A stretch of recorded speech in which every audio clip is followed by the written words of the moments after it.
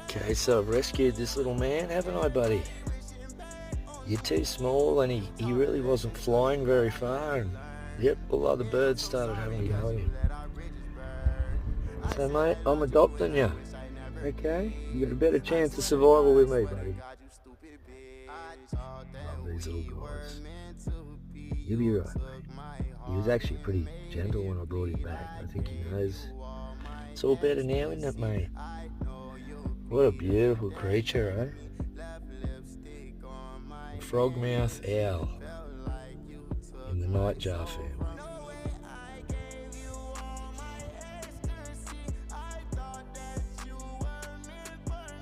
Gotta look after nature, guys. Any names for little Mr. Froggy, the owl?